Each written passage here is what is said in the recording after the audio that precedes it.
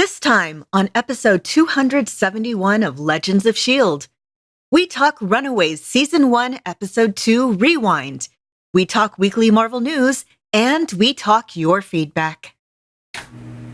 I'm Anthony Bachman from All Things Good and Nerdy, a geeky podcast part of the Gonna Geek Network, just like the show you're checking out now.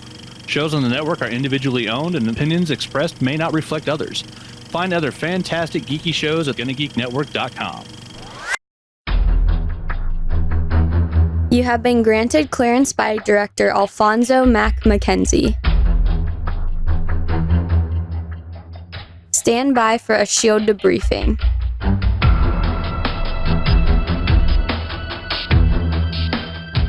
All information to be discussed here is classified and may only be discussed among agents granted clearance by the S.H.I.E.L.D. director.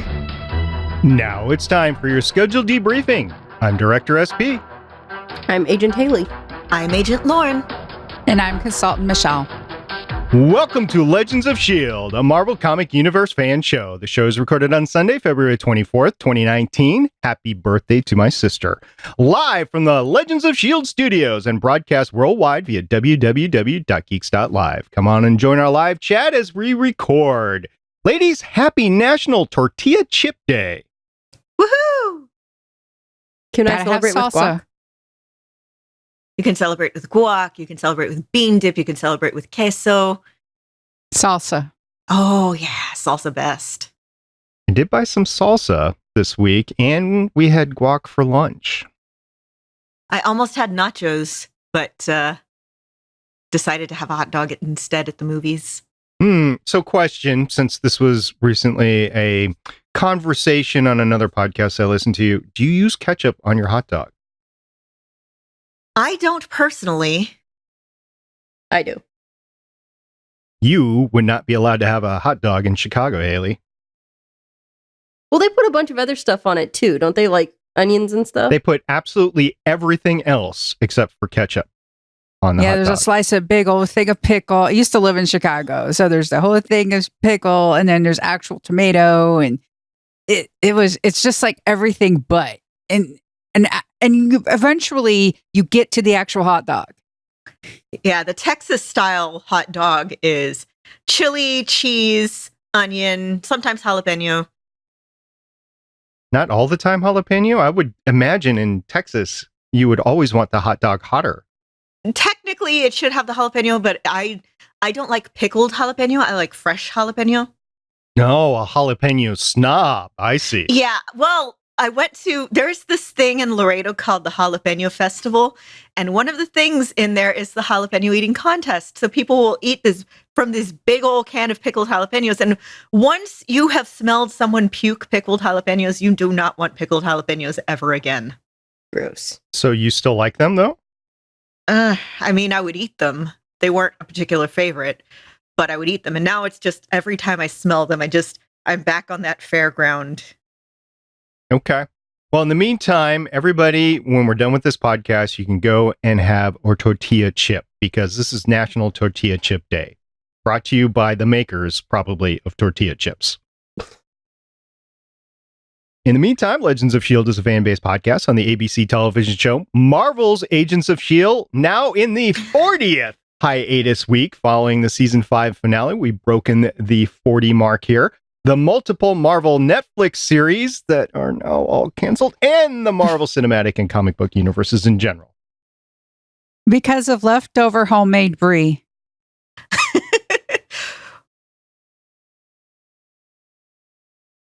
If you would like to talk to us about leftover homemade brie, you can find us on our website, legendsofshield.com. You can call and leave us a voicemail about your leftover homemade brie at 844-THE-BUS-1. That's 844-843-2871.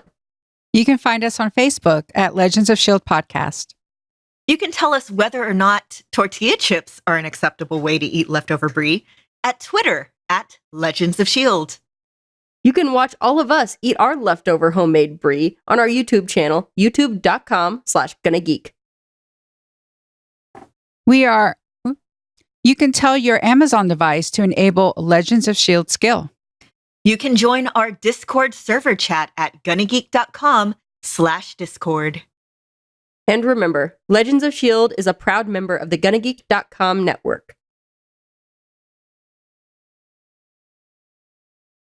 Guys, did you know that you can actually trace the tortilla chip back to one single person? Nope. Rebecca Webb Carranza in the 1940s. Thank you, Rebecca Webb Carranza. Things we should have learned during National Women's History Month. But we learn them today on National Tortilla Chip Day. I'm sorry.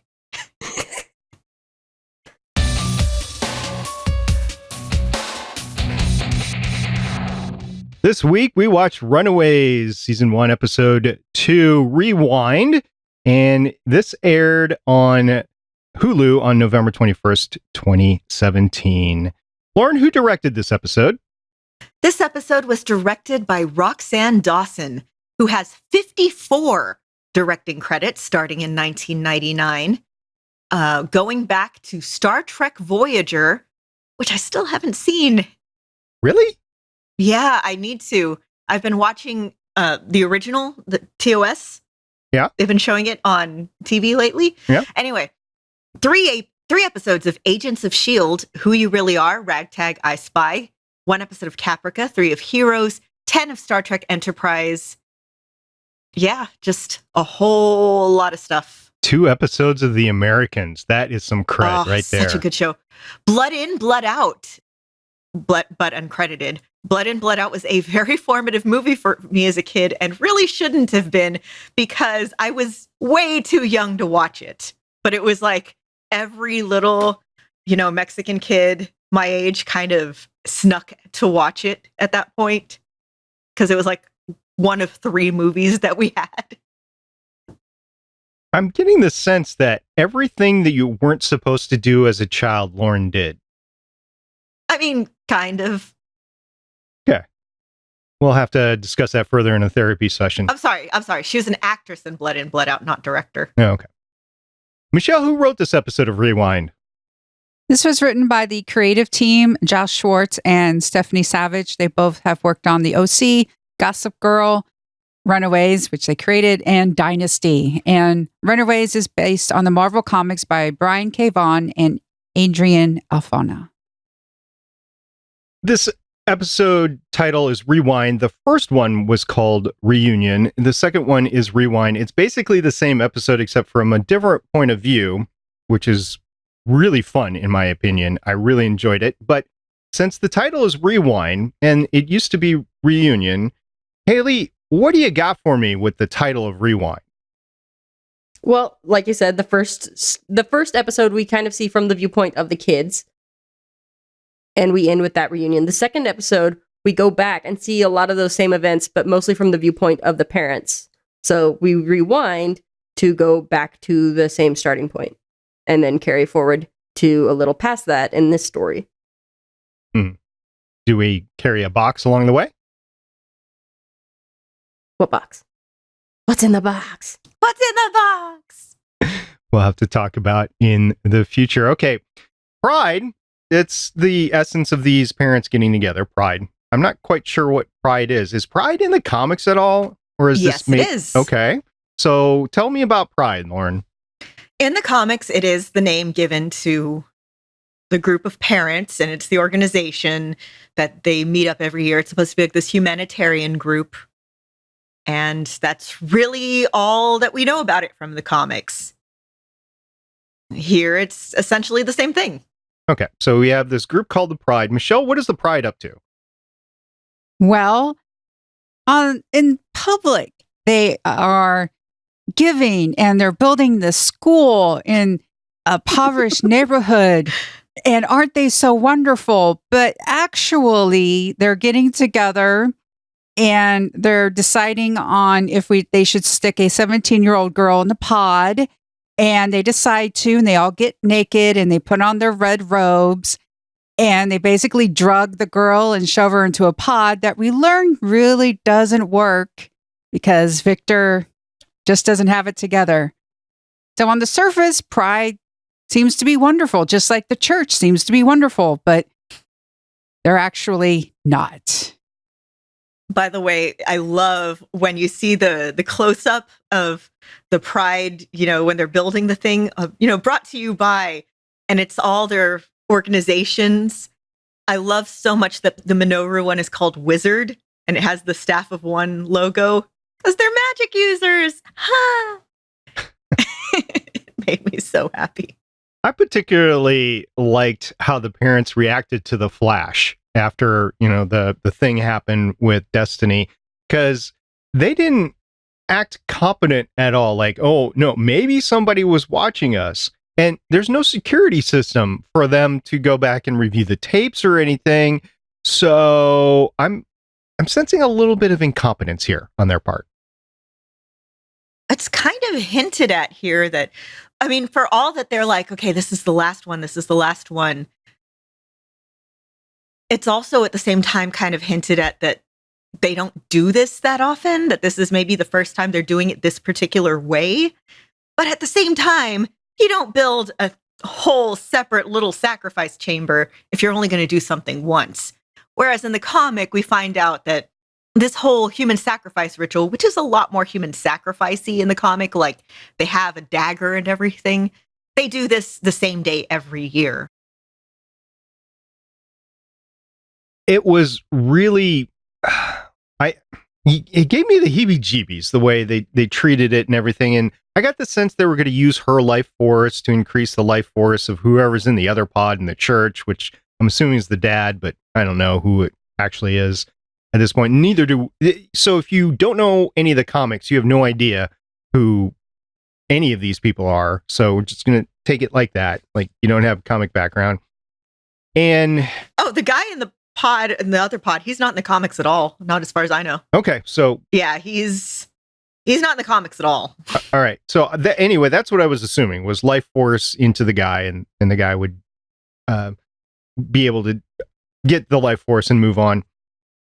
It didn't work. She's alive and kicking and everything, but it was just really creepy. They drug her, they put her in there, and they say, oh, it's going to be okay. He says he's sorry.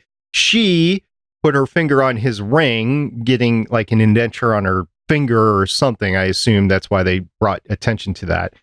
And so I thought the body would be found later and they would do some forensics, but no, she's alive. And also in the super large trunk of Stein's car now, I think is what we're led to believe. Okay, so ties to the comics that I want to point out, things that are similar, things that are different. The leapfrog in the comics is an actual giant vehicle shaped like a frog instead of the name for the big, whatever luxury SUV thing that Victor Stein has designed. Nemo. Yeah, the company, Nemo. So also, Carolina's father is a full-fledged member of the Pride in the comics. Both Leslie Dean and I forget his name, Frank? Dean, are both actors, and they are both full-fledged members of the Pride. What else am I thinking of? Destiny, much briefer role in the comic. Like 3 pages and she's dead. And she didn't have all that much time.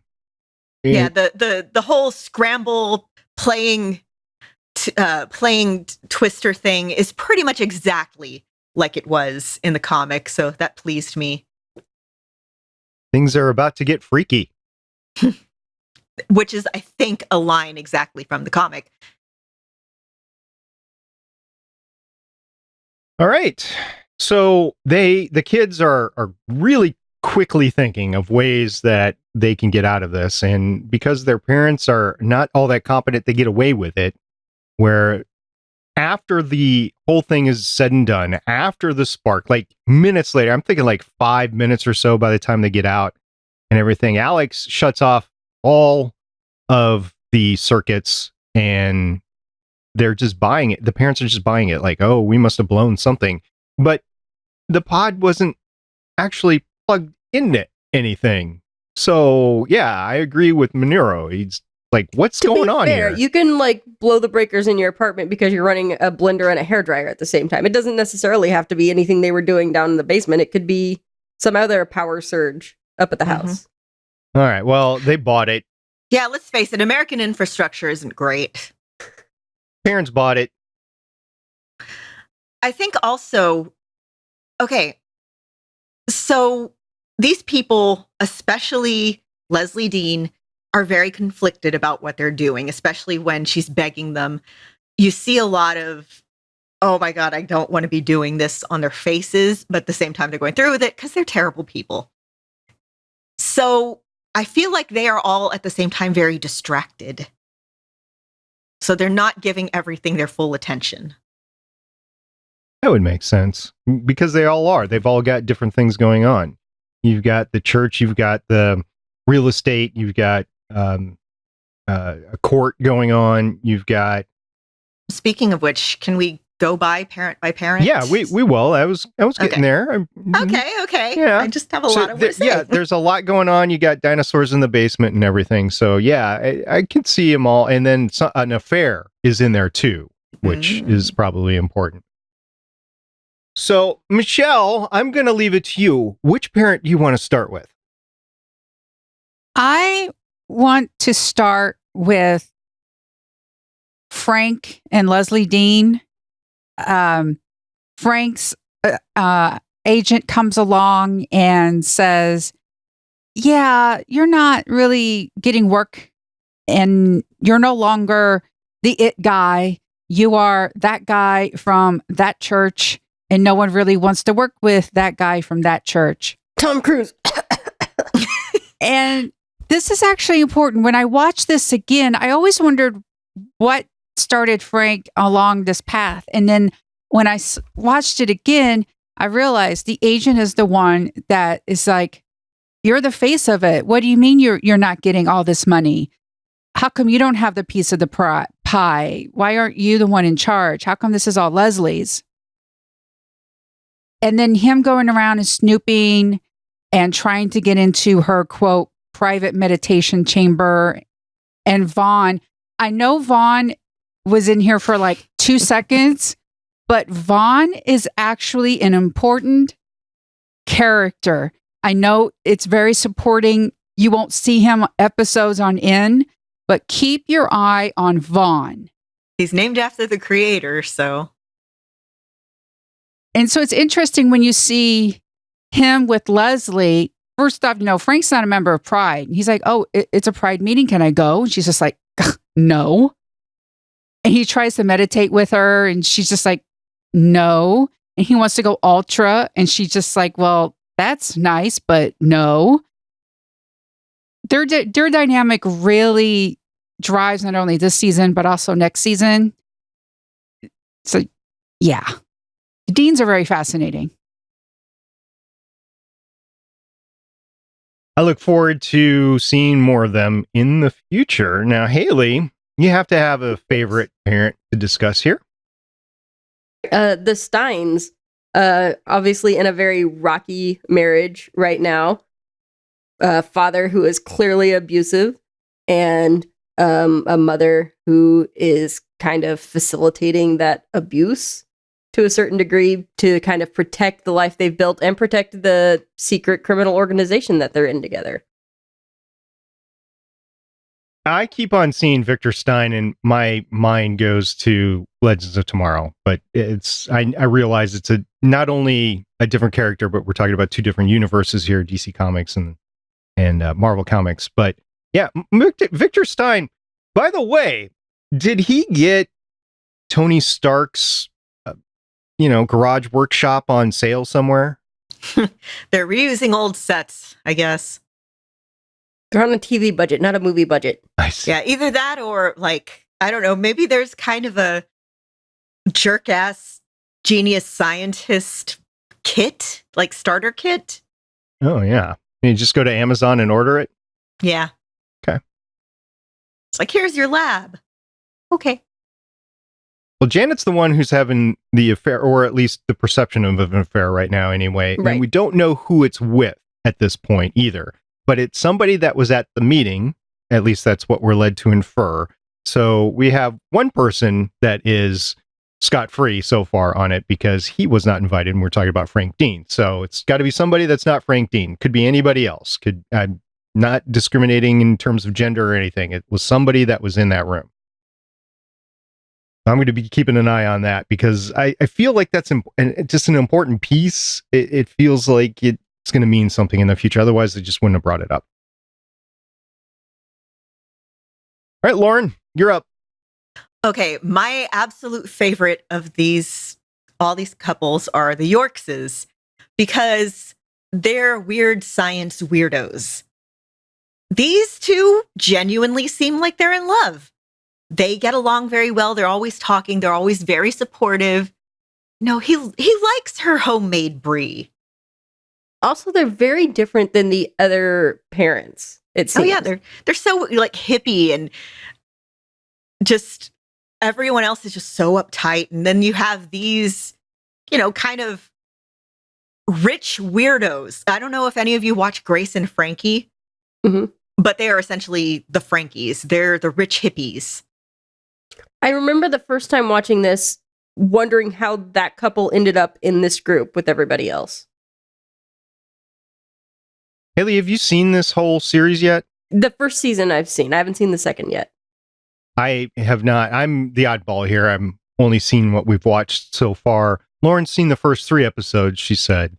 Yeah, but I've also read the comics. Okay. So yeah.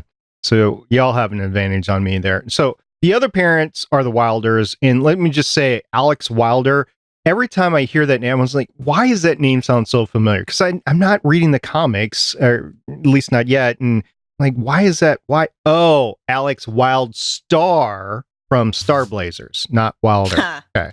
So that is why I thought that's a name I haven't heard in a long time. Yeah, indeed. And if you're curious about that, go watch Star Blazers and you'll find out all about Alex Wildstar. He's like the star of the show.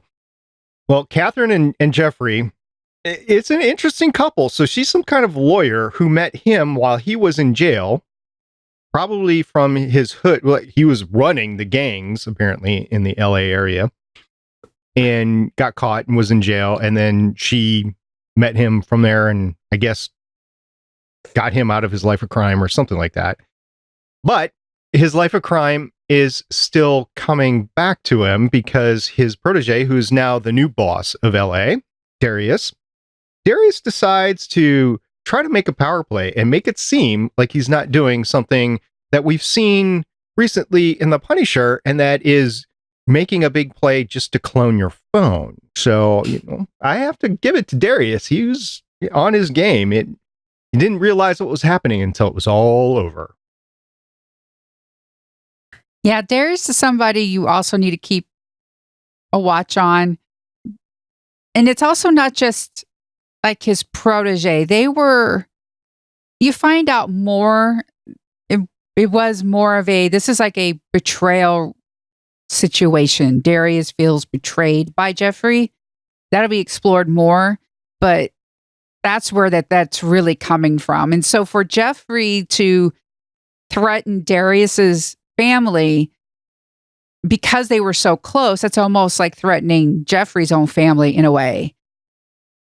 That was cold. That was very cold when Jeffrey came. I assumed there was some cash in the case, but oh no, it was a picture of Grandma's house. Cold. Very cold. Yep. I mean, okay, so there's common criminals, there's street criminals, there's the people who you owe money, they beat you up. And then there's white collar criminals. You have upped your game. You have more resources to work with. It's a whole different class of dangerous. This is why, again, sociopaths and psychopaths are drawn to places of power because you have all the resources and you can have all the power. And if you have the stomach for it, you do horrible things to keep it.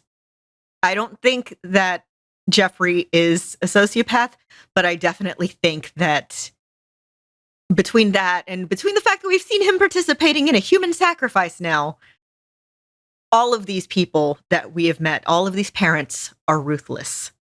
Even if they show some conscience, they are ruthless. Are you counting Frank Dean in that ruthlessness? I haven't seen him be ruthless yet on the show, but he does have ambition. And people with ambition do tend to have a ruthless streak. How'd you like his agent, by the way? Okay, I can't see him without thinking of 10 Things I Hate About You in The Princess Diaries. The whole, I look like a moose, but a very sexy moose. Make all the boy moose go, wah! Yeah, he's popped up a lot. So I saw him and I knew it was going to give me a chuckle when he was on the screen. So that was fun seeing him. So the kids, they come out of this because we don't get a 1-for-1 for last week. We get a short intro and then kind of a rewind. And then we get this, 10-minute outro, which is the kids dealing with the after effects of everything that's happened. And they're bonded together because they have no one else to share this with, first of all. And second of all, because they've been together before. So this is the odd thing that's pulled them together. I can't wait until next episode to see what happens at 10 a.m. tomorrow. Yeah, shared trauma makes you close. And another thing that is come to my attention is the fact that Gert is singing to the dinosaur. So I think maybe this is going to mean something later on. Yep. Well, she's singing for Molly because Molly is upset. Her singing travels down to the dinosaur and the dinosaur likes it. Oh, that makes me happy. Do you think that the parents have fixed the doors in the basement that Molly I don't totally think any destroyed? of these parents are capable of creating a functioning door that locks. It's like a huge blind spot in all of their educations. Well, Molly had to use their powers to get out, so that was pretty cool. And apparently using her powers gets her tired, which is why she was taken to sleep. I think that was the inference there. Makes a lot of physical sense because if you burn all the... Okay, so you use a tremendous amount of force. You are using pretty much all the ATP available in your body, and that depletes it, which means all of a sudden you lack an energy source in your cells. You're tired. I think that carries over from the comics too, that after she burns her powers really fast, she gets tired. I don't think it's as much of a thing in recent comics or after the first couple of issues, but yeah. Well, instead of making an indenture into these metal bookcases or whatever, or breaking through the wood if they're wood, she actually opens them this time. So she's learning a little bit of moderation as she's using her powers. Just got to do the Fonzie and just whack it in just the right place. That's the name I haven't heard in a long time. I grew up on Happy Days reruns. Well, he was in, what was that Fox show that went into Netflix? Arrested Development? Yeah, he was in Arrested Development too. He was also in Parks and Rec. Oh, Yes. That's right. Lots of fun stuff. So, Haley, did we miss anything that you want to talk about? We missed a set of parents that we haven't talked about yet. Yep. The Minorus, Oh, yeah. The tech gurus. Tina and Robert. I think Tina is portrayed as being definitely the coldest parent at this point. And we don't know now if that's something that it has always been her personality or if it's after the death of her daughter, she kind of shut down. I think it's implied that it's a change in personality that came after her daughter's death. Well, she seals her husband in the daughter's room. I think that's a little bit. I think just good life advice. If somebody has a magic wand, don't make them angry. Good public service announcement, again, from Legends of S.H.I.E.L.D., this time from Haley.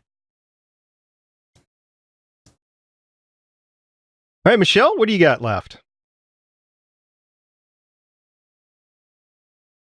I'm trying to make sure I don't say anything that spoils it because, like I said, I've seen both seasons, and I think it's important to, first off, I want to point out that that room that the other person in, the withered looks straight out of 2001: A Space Odyssey. Yep. I have to point that out. Mhm. The first time I saw that, I'm like going, Stanley Kubrick? What? It's an all white room with just a hint of like metal furnishings, like on the mirrors and stuff, and then the big black pod in the middle. So it's clearly calling attention to this big black pod. But you're absolutely right. It reminded me straight out of 2001. It's just an all white room. The floor is white, ceiling's white, walls are white, beds are white, furniture's white, and you have a big black pod. Open the pod bay doors, Hal. Lauren, what do you got left? I have two things, one quick, one slightly longer. One, I like this episode, and again, like I said, what they're doing with the parents, because the comics focus on the kids, and kids generally don't tend to think of the adults in their life, kind of, especially their parents, having a life outside them. And this is kind of showing, hey, here's what the life outside of the kids is like. And I thought that was really interesting thought from that perspective. The other thing is, you can really look at all these sets of adults as different, not phases of married relationships, but different ways that relationships can go. You have the couple who stays, in a loving relationship with the Yorkses. You have the couple who is drifting apart through grief with the Minorus. You have the abusive couple with the Steins. You have the couple who's really more of like a business arrangement with the, honestly, I was thinking the Wilders. And then you have the one where somebody is really, there's a power imbalance there. And it's not quite abuse, but it's definitely a lot of secrecy and a power imbalance and kind of codependency with the Deans. See, I was thinking theirs was more of a business arrangement. It's also a business arrangement.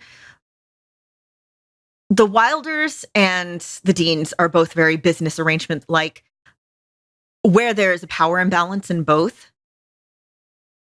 But the Wilders also have more of a loving relationship with that, whereas the ones with the Deans is much more dysfunctional.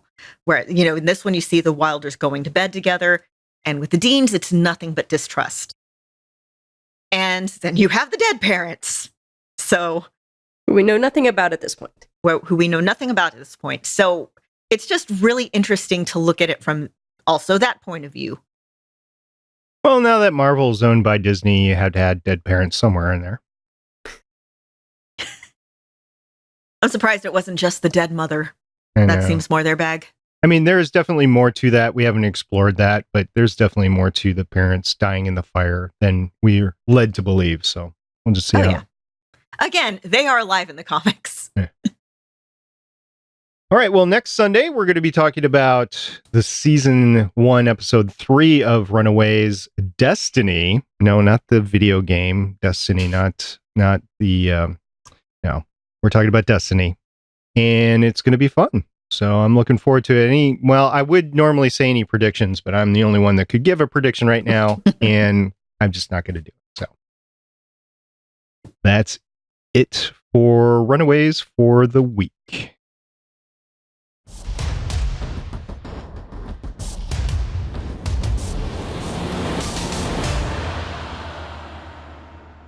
All right, news this week. We have a letter to the Marvel fans from Jeff Loeb. So on Marvel.com, in response to the Defenders being canceled, I'm going to read the whole thing. It's not terribly long. It had never been done before. 4 separate television series, each with different super talented showrunners, writers, directors, cast, and crew, coming out months apart, and then they would meet in a single event series all set in the heart of New York City.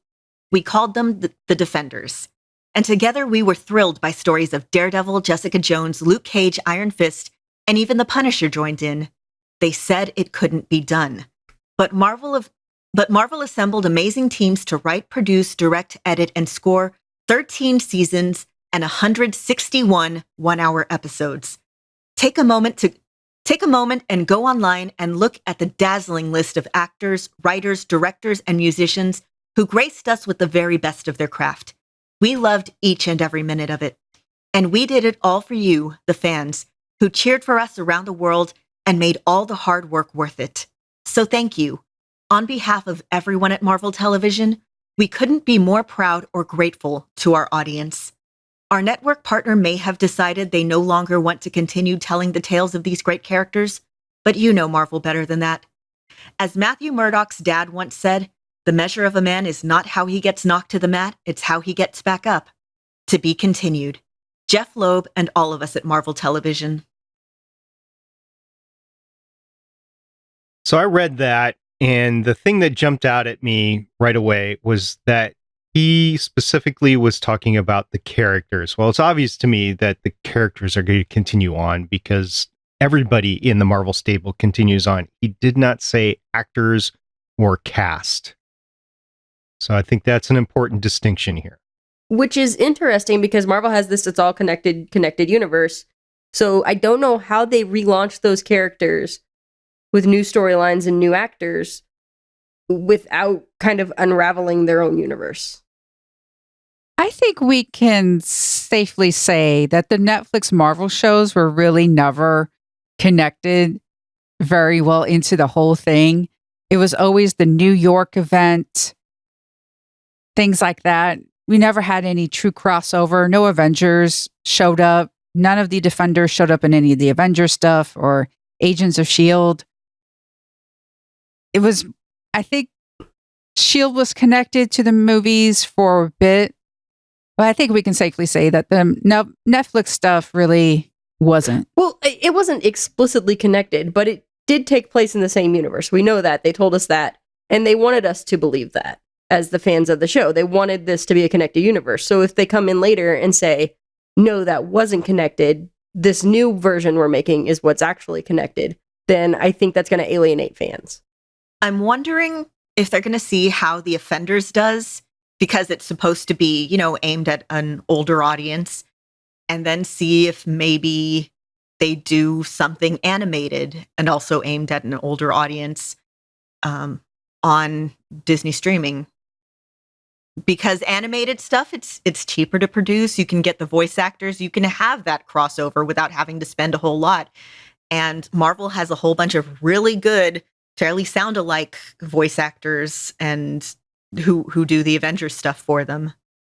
Yeah, once again, it's characters. It's not the cast. So I don't know if we're going to see any of the cast back again. I don't think we are. I think it's over. And if they want to continue the stories, yeah, they can continue. They can even start the stories again. I think since this has been disassociated from the main MCU for a lot of reasons, I just see it happening. Now, I don't know what the moratorium is. I don't know when they can use the characters again.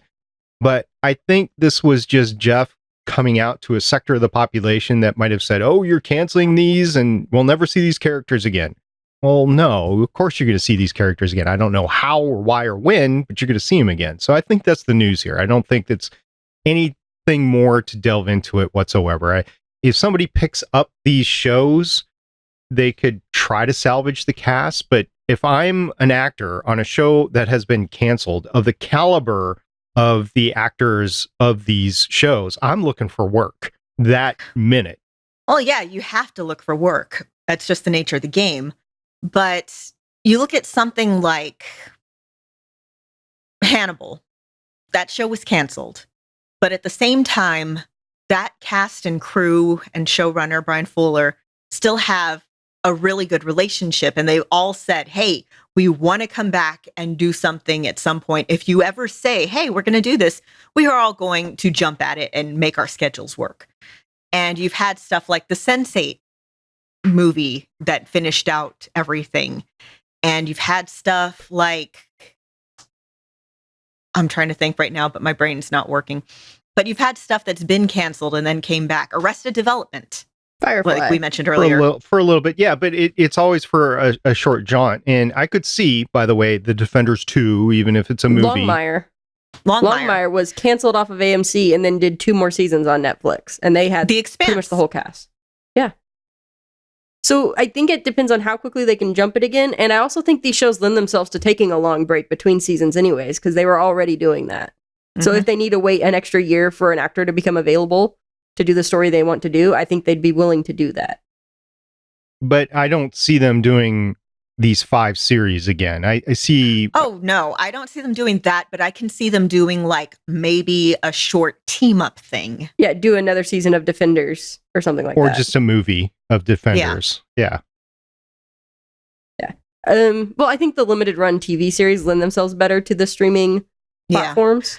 Like if Marvel has luck with its, like 6 to 8 episodes or whatever. Yep. Well, okay, this is assuming that they want to do a streaming TV series. They might want to do a feature film. It's a lot of characters for a feature film. Yeah. It's been done before. I see them sticking to the streaming. I think there's a lot better financial trade-off there. Well, then where do you go for the same rating? You go to Hulu? Do you go to Disney Plus? I mean, where do you go for something that's basically rated R? Probably Hulu. I would think so. I don't know. But since we're talking about Netflix cancellations, Eminem weighed in on the cancellation of The Punisher. This was really entertaining. Eminem, at Eminem on Twitter, said, "Dear Netflix, regarding your cancellation of The Punisher, you are blowing it. Sincerely, Marshall," all in caps lock. And so many of the cast and crew have weighed in.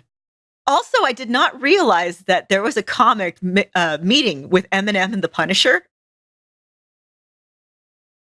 Anyway, but yeah, just John Bernthal retweeted it, and Deborah Ann Wall retweeted it. It's just so many of the cast. I'd have to go back and take a look at the exact number of days, but the prognostication that I had anyway was 30 days after The Punisher released, it was going to get canceled. And it was close to that, almost on the day.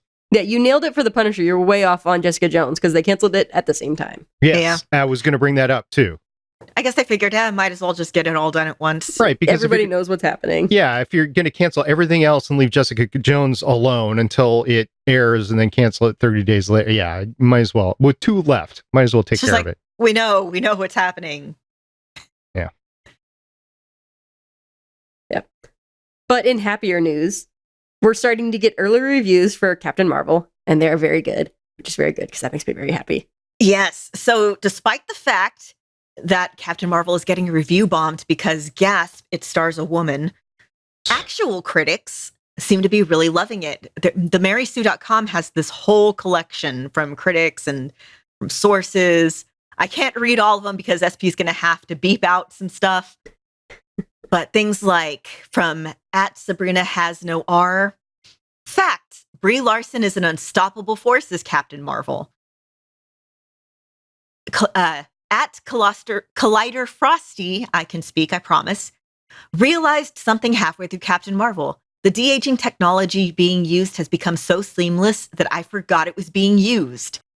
That will be a welcome sight after Aquaman, by the way, because that was not done all that great.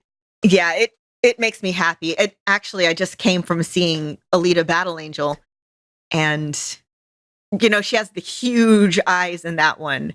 And it wasn't as distracting as I thought it would be. Just, it's weird how far technology has come.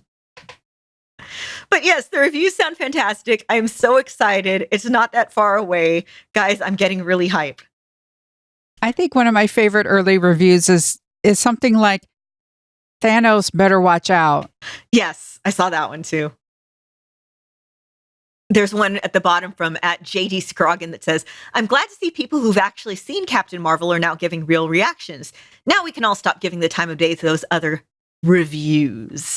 I told somebody this weekend that I was more excited to see Captain Marvel than the next Avengers movie. And they had only read those reviews. My quotey fingers just went up for people that are just listening to this. And I was like, yeah, those are not real reviews. Those people have seen nothing. They're just trolling. Those people are just mad that women are allowed outside the house. Oh my God. Yep.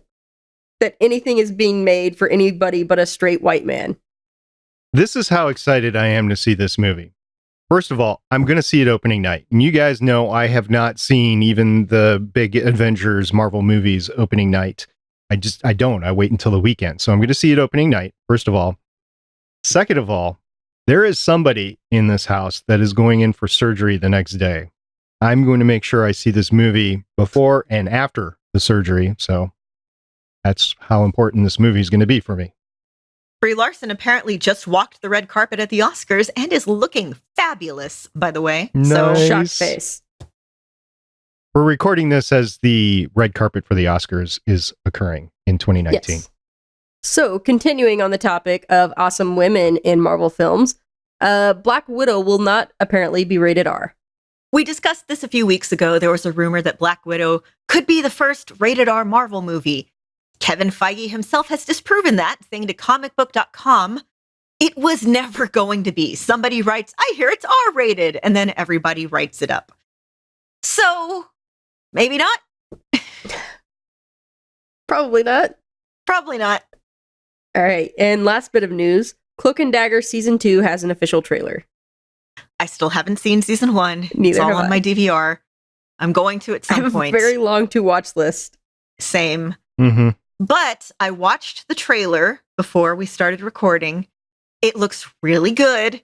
I need to actually sit down and watch season 1 because, again, first of all, I like these characters. And second of all, this trailer looks really good.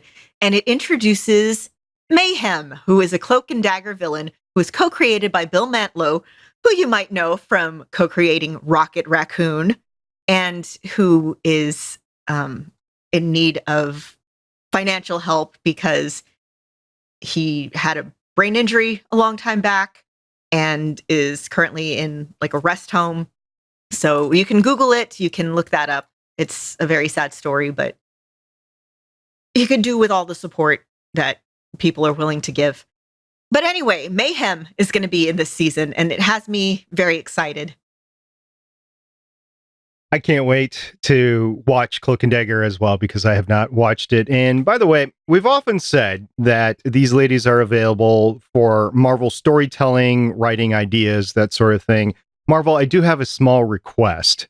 In one of your properties, you have to put a character called Pike Trick Leg that is absolutely distracting in the background, just like Yes, Lauren's cat. He is the star of the video cast if you want to check out our videos at youtube.com/GonnaGeek.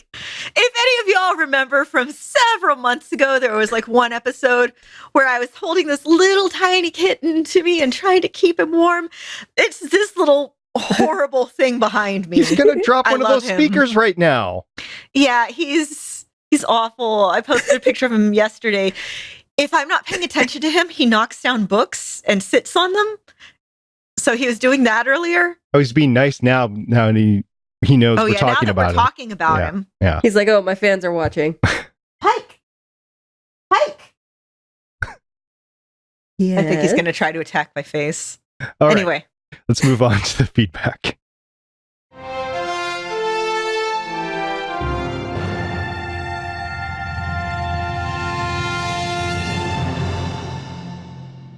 We got some feedback on Twitter. We heard from @Mr. Pericles. So we all know by now that Avengers Endgame is going to be probably about 3 hours long. And in response to us discussing this in a previous episode, @Mr. Paraclete said, regarding movie bathroom break management, first, go right before the previews. Second, drink extremely little for the first half of the movie. In Endgame's case, maybe 2/3. Then, third, then you should be able to drink without too much trouble. Fluid management is key.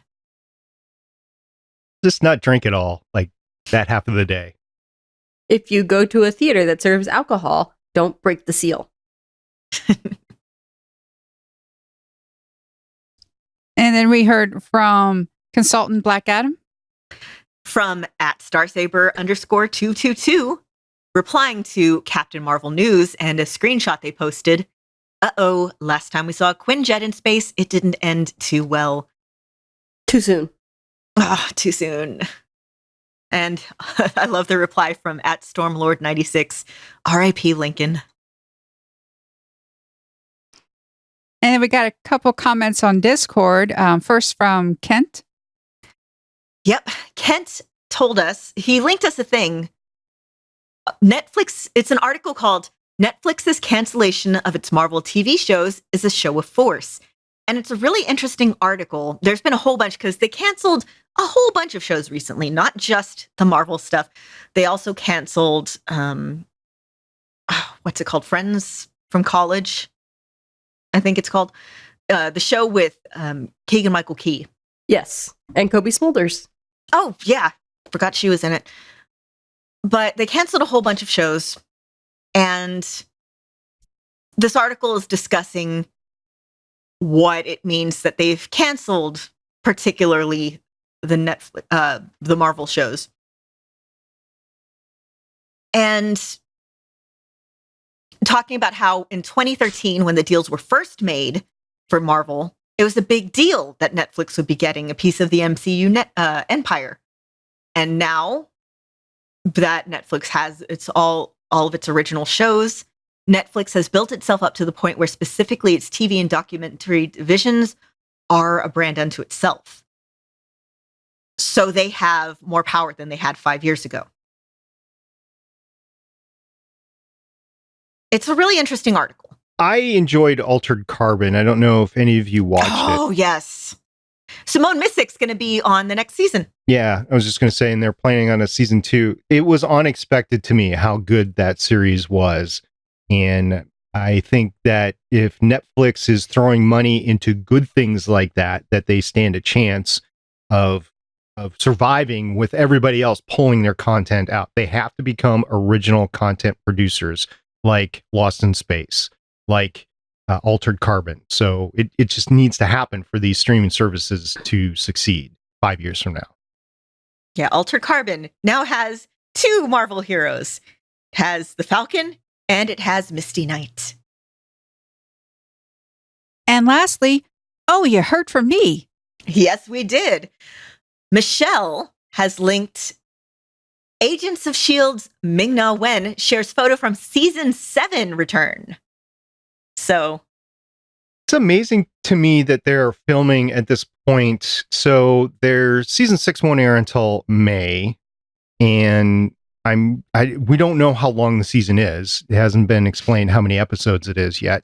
But I'm thinking even if they go 20 episodes, so they get to the fall, and do they roll right into season 7? I don't think season 6 will be that long. If it's a summer show, I'd imagine it's going to be much shorter. And then maybe bring season 7 in as like a mid-season replacement for something else. Guys, did you know that Anthony Michael Hall's going to be in season 6 of Agents of S.H.I.E.L.D.? Yes, I did, because I saw it somewhere the other day. It's linked at the very end of the article, and I didn't know that. I think this season of S.H.I.E.L.D. is going to be either 10 or 13 episodes.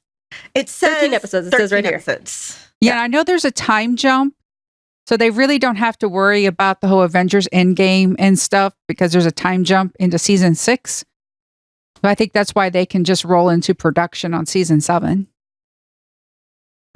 Well, we'll see how long the break is between the 2 seasons, and if it is rolling right into the fall into a main season, or if it's a mid-season replacement. Either way, I think we're fine, because the fall shows, they get lambasted rating-wise because the NFL is freaking throwing a game every single night. It's really causing havoc with the traditional... NFL viewership is way down, though. Yeah. But it's still, it breaks There's just apart. so much to watch. Yeah, there's that too. Because we were just talking about streaming shows like Lost in Space and Altered Carbon and the Runaways on Hulu. My to watch list is so long. Mm-hmm. Mine too. I was just looking at it today. It's a miracle. I was able to, one day at a time, season 3 came out. And I've seen half of the first episode and I had to leave. I binged the whole thing in one evening because I was feeling sick. This is just a part of my streaming watch list. I just finished season 2 of Stranger Things. I have it on when I'm folding laundry and putting it away, and I finally got through season 2. But and this is my own doing since I didn't watch it from the beginning, but 100, I'm watching that streaming. But here's the rest of the streaming shows: Voltron, Grand Tour, Westworld, the rest of the Marvel Netflix stuff. The Man in the High Castle, I've seen season 1. I have not seen season 2, and season 3 is coming out. Lost in Space, I have not seen that. I have not seen Jack Ryan. I have not seen season 2 or the finale of Timeless. Clone Wars, I know. I haven't seen that. Rick and Morty, I haven't seen that. Yes, God, please don't kill me on that. I haven't seen that. The Good Place, I've decided to start watching that. And I'm like 3 or 4 episodes in, and that's it. Yes. So, I mean, it's shows like this that I haven't seen. So there's so much content out there. And meanwhile, because of Starling Tribune, I'm having to watch all these CW shows, and it's taking up my time. So I have very limited time to actually watch streaming shows, thus watching Stranger Things while I'm folding laundry. I have 841 episodes, equaling 19 days and 18 hours to watch. And that's not counting the shows I haven't started at all yet. That's shows that I've at least watched, a few episodes of.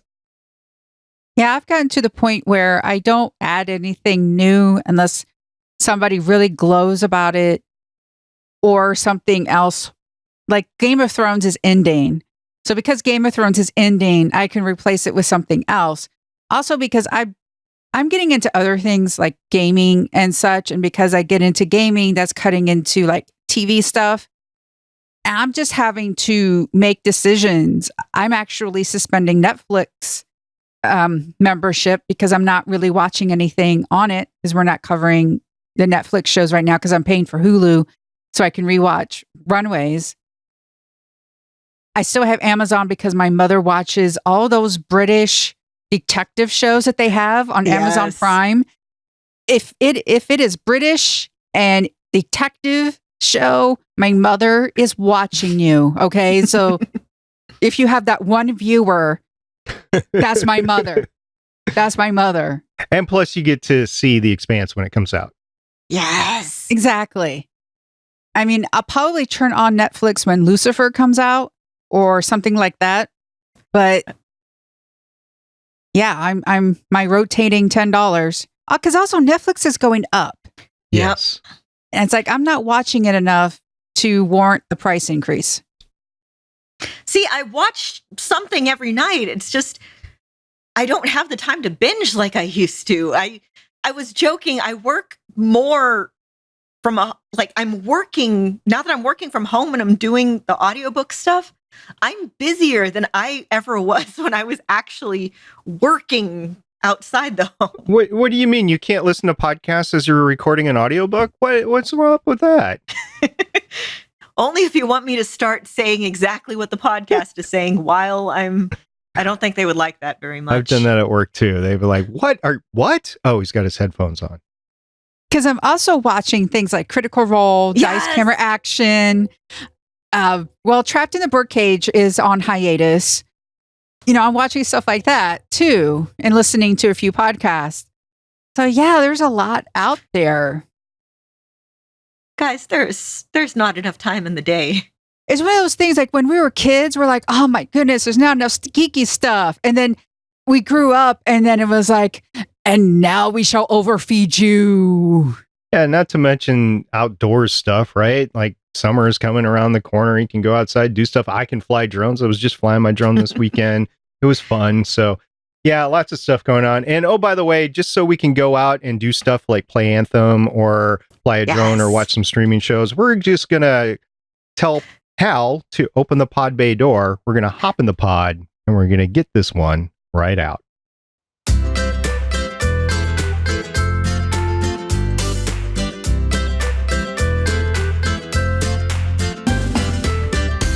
First of all, I want to say thank you to everybody for not spoiling me so far on Runaways. I know, we've got 2 seasons in the bucket, but I have only seen 2 episodes. So thank you to our listeners. Thank you to my co-host for not spoiling Runaways.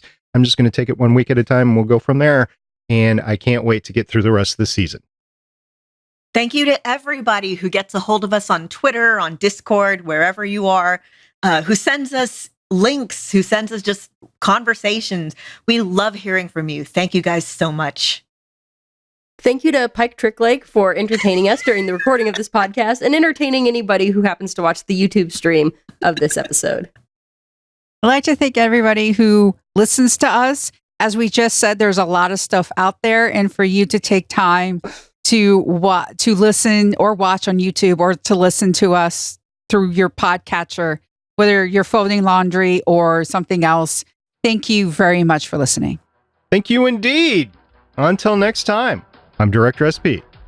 I'm Agent Haley. I'm Agent Lauren.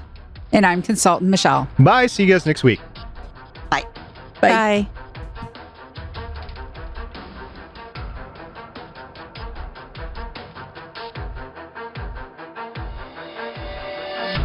Thank you for listening. If you want to leave us feedback, go to gonnageek.com and you will find all our contact information and other shows. You can also visit legendsofshield.com where you'll find our complete archive of podcasts. The music heard on this podcast is by Kevin MacLeod, found at incompetech.com, and also artists on pond5.com and audiojungle.net. The opinions heard on this podcast are those of the individual hosts and do not represent Stargate Pioneer Productions, Legends of S.H.I.E.L.D, or Gonna Geek. Agents of S.H.I.E.L.D. is the property of the Disney Corporation, Marvel Studios, and ABC. No infringement is intended.